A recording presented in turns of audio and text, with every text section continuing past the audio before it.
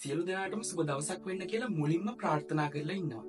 ඉතින් අද මම මේ වීඩියෝ ගෙනාවේ අපිට උසස් පෙළ 13 ශ්‍රේණියේ භූගෝල විද්‍යා විෂය යටතේ තියෙන පාඩම් මොනවද සහ ඒ පාඩම් තුල අන්තර්ගත වෙන්නේ මොන වගේ කරුණුද කියලා සාකච්ඡා කරන්න.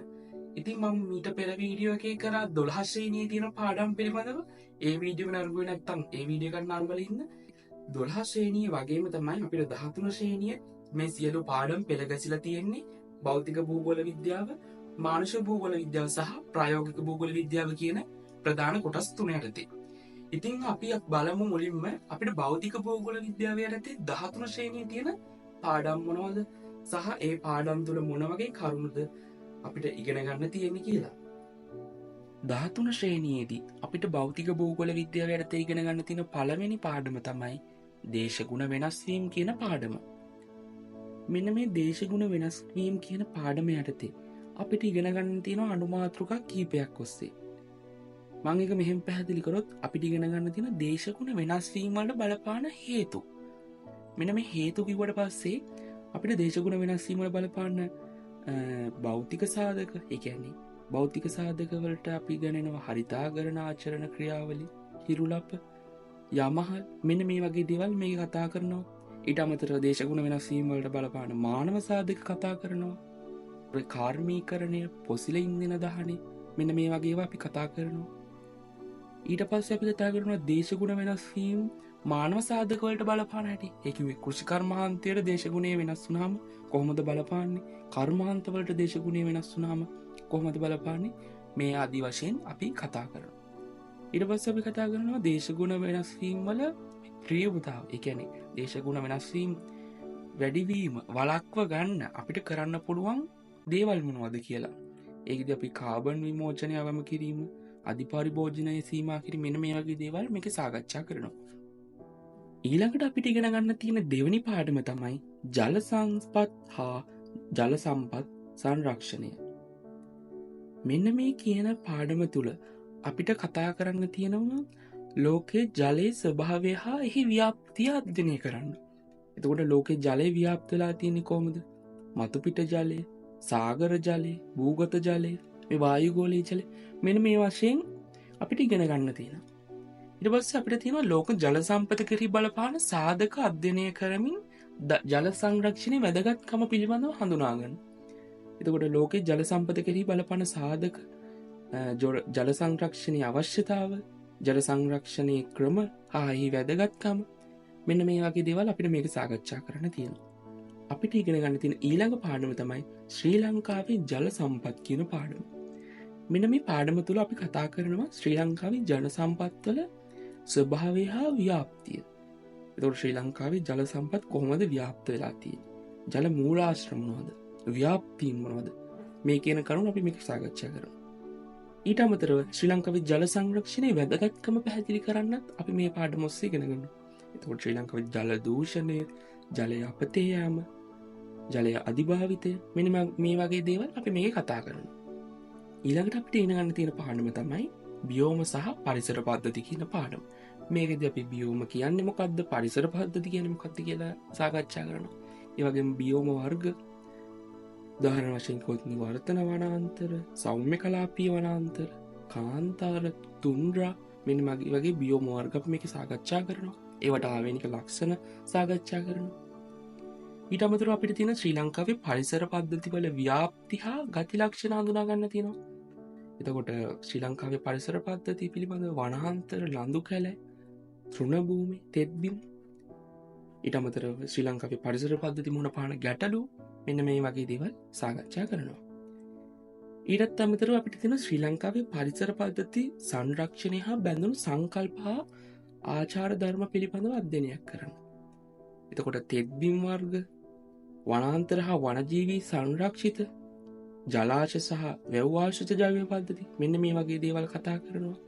ඊට පස්සේ ශ්‍රී ලංකාවේ පරිසර පද්ධති සංරක්ෂණය සඳහා ගෙන ඇති ක්‍රියාමාර්ගත් අපි මේකේ සාකච්ඡා කරනවා. ඊළඟට අපිට ඉගෙන ගන්න තියෙන පාඩම තමයි ස්වභාවික උපද්‍රව හා ආපදා කියන පාඩම.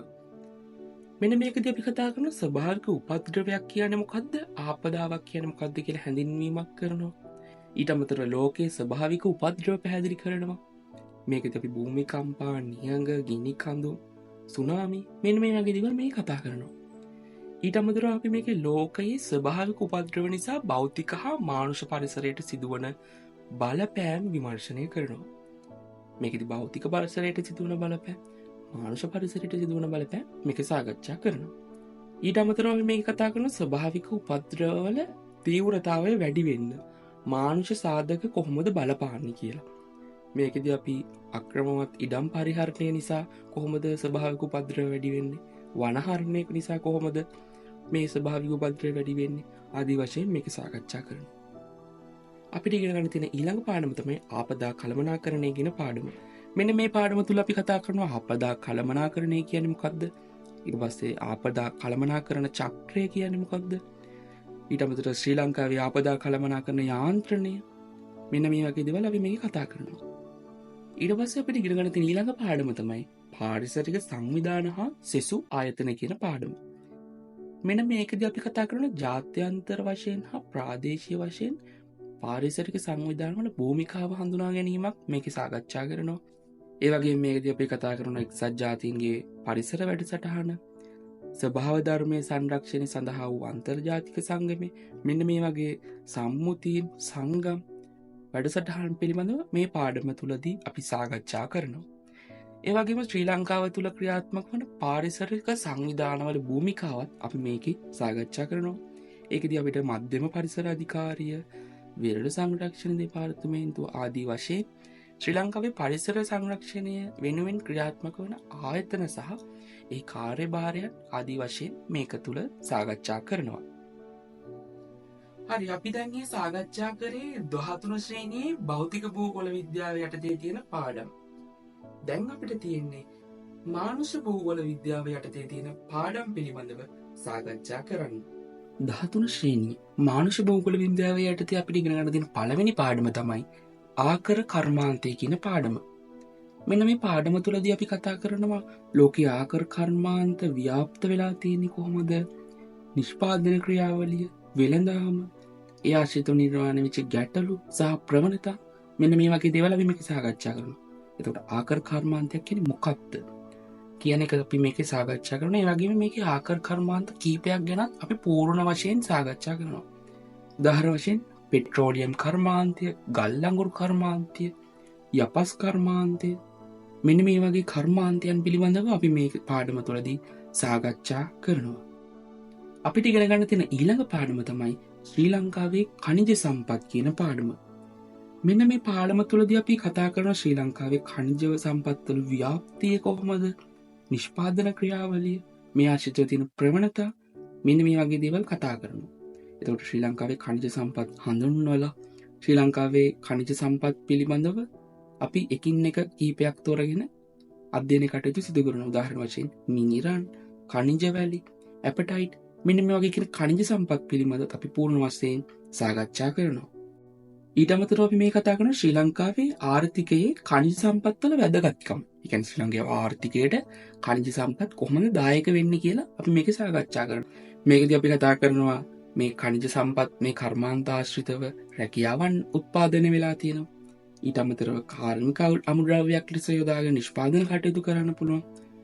ඊට අමතරව මේවා අපනයනය කරලා ජාතික ආදායම වැඩි කර ගන්න පුළුවන්. මෙන්න මේ වගේ දේවල් අපි මේකදී සාකච්ඡා කරනවා. ඊට අමතරව මේ කතා කරන ශ්‍රී ලංකාවේ ඛනිජ සම්පත් භාවිතයේදී ඇතිවන පාරිසරික ගැටලු මොනවද? මේ ගැටලු අවම කරගන්නේ කොහොමද කියන එක. මේකදී අපි ඛනිජ සම්පත් භාවිතයේදී අපිට පරිසරයට ඇතිවෙන ගැටලු මොනවද? ඒ කියන්නේ මොනවද? භෞතික භූදර්ශනයට ගැටලු ඇති වෙනවා. මේවා කැණීම් කරාට පස්සේ ඊට පස්සේ ජල සම්පතට ඊට අමතරව භූමි හායනයක් සිදු වෙනවා. වායු දූෂණයක් සිදු වෙනවා. මෙන්න මේ වගේ දේවල් අපි කතා කරනවා. ඊට අමතරව අපි මේ පරිසර හානියට ගන්න පුළුවන් ක්‍රියාමාර්ගත් කතා කරනවා. පරිසර හිතකාමී ආකල්ප වර්ධනය කරන්න ඕන. ඊට අමතරව දේශපාලන කැපවීම, පුරවැසි සංවිධානවල සක්‍රීය සහභාගීත්වය මෙන්න මේ වගේ දේවල් අපි මේ පාඩම තුලදී සාකච්ඡා කරනවා. අපිට ඉගෙන ගන්න තියෙන ඊළඟ පාඩම තමයි නිෂ්පාදන කර්මාන්ත කියන පාඩම. මේකදී අපි කතා කරනවා ලෝකේ කර්මාන්තයක් ස්ථානගත වෙන්නේ කොහොමද? මේ ස්ථානගත වෙන්න බලපාන සාධක මොනවද කියලා. මේකදී අපි කර්මාන්තයක් ස්ථානගත වෙන්න බලපාන අමුද්‍රව්‍ය සාධකය, ප්‍රාග්ධනය කියන සාධකය, තාක්ෂණය, මෙන්න මේ වගේ දේවල් අපි මේකෙදි සාකච්ඡා කරනවා. ඊට අමතරව කර්මාන්ත ස්ථානගත වීමේ මෑත කාලේ ඉඳලා තියෙන ප්‍රවණතා මොනවද? ඒ සාධක මොනවද? මේවා අපි මේකෙදි සාකච්ඡා කරනවා. ඊට අමතරව අපි මේ කතා කරනවා ශ්‍රී ලංකාවේ ආර්ථිකයට කර්මාන්තවල දායකත්වයම කොහොමද කියලා. මෙන්න මේ කොටස අපි සාකච්ඡා කිරීමේදී ප්‍රධාන වශයෙන් ශ්‍රී ලංකාව තුළ ක්‍රියාත්මක වන කර්මාන්ත කිහිපයක් ගනිමින් පුළුල් අධ්‍යයනයක් සිදු කරනවා.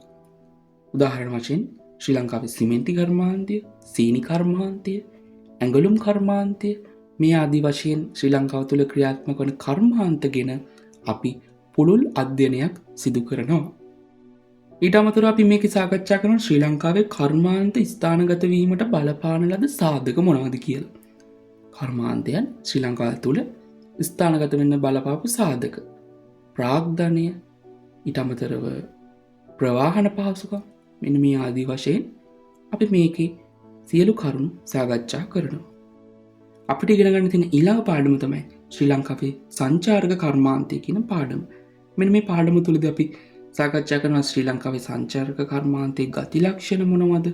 ජාත්‍යන්තර හා දේශීය සංචරණය කියන්නේ මොකක්ද? ඊට අමතරව සංචරණයේ ප්‍රභේද කියන්නේ මොනවද?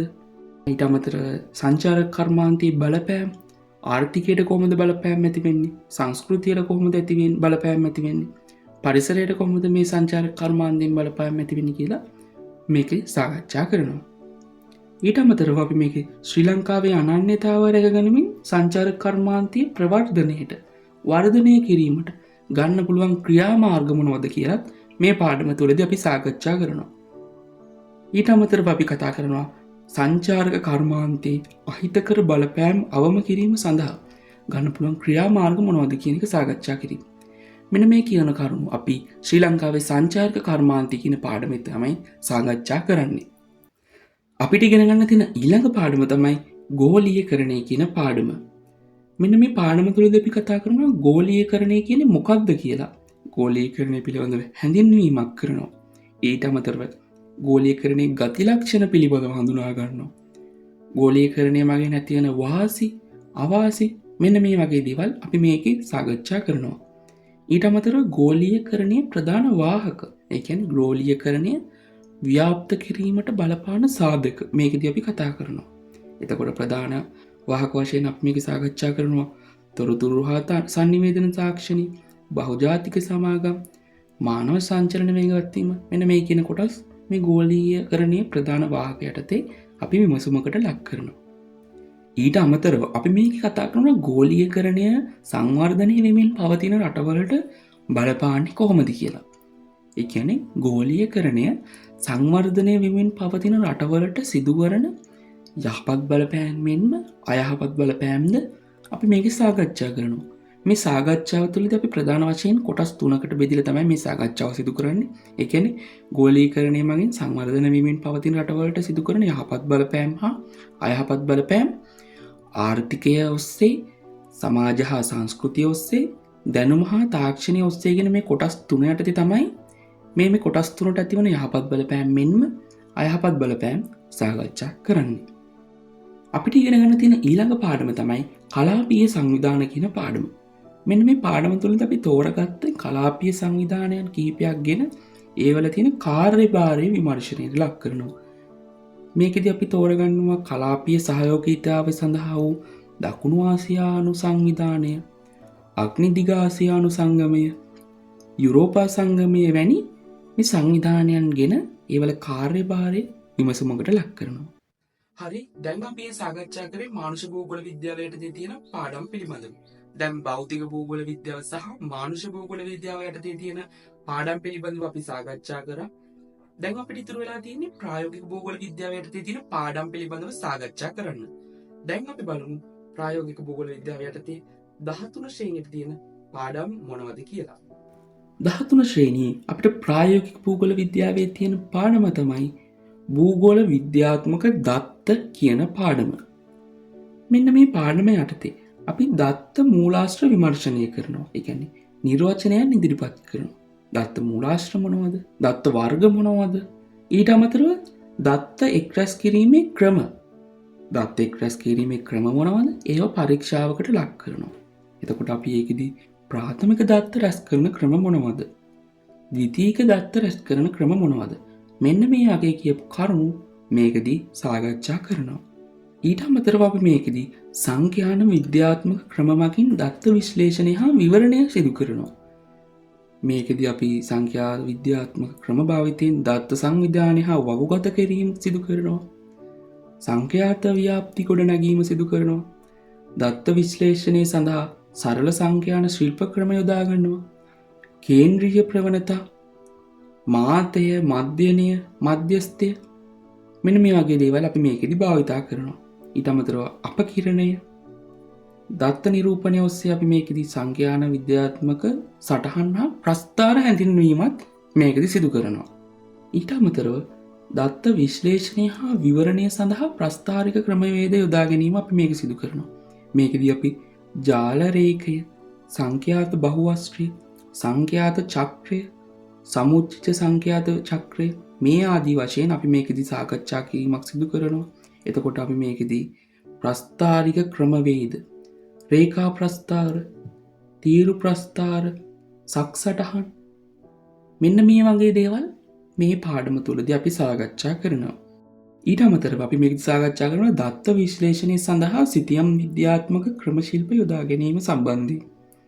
එතකොට සිතියම් විද්‍යාත්මක ක්‍රම ශිල්ප, ඒ කියන්නේ සම සංඛ්‍යා සිතියම්, රේඛාංකිත සිතියම්, මෙන්න මේ වගේ කියන කරුණු මේ පාඩම තුළදී අපි සාකච්ඡා කරනවා. මේ පාඩම තුළදී අපි ගණිතමය සංඛ්‍යාත්මක දේවල් තමයි මේකේ වැඩිපුරම අපි මේ පාඩමේදී සාකච්ඡා කරන්නේ. හරි, දැන් අපි මේ කතා කරන අවසන් කරේ 13 ශ්‍රේණියේ තියෙන සියලු පාඩම් පිළිබඳව. දැන් ඔබ සතුව පූර්ණ අවබෝධයක් තියෙනවා 13 ශ්‍රේණියේ තියෙන මොන වගේ පාඩම්ද, ඒ පාඩම් තුළ අන්තර්ගත වෙන්නේ කරුණු මොනවද කියලා. ඉතින් මේ නිසා ඔබගේ අධ්‍යයන කටයුතු පහසු කරගන්න මේක ලොකු රුකුලක් වෙනවා කියලා මම විශ්වාස කරනවා. ඒ වගේම මේ වගේ වැදගත් වීඩියෝ මම ඉදිරියට ගෙන එනවා. අපේ channel එක subscribe කරලා තියාගන්න. ඒ වගේම යාළුවන්ටත් මේ වගේ වීඩියෝ share කරන්න අමතක කරන්න එපා. හරි, අපි ඊළඟ වීඩියෝ එකකින් හමු වෙමු.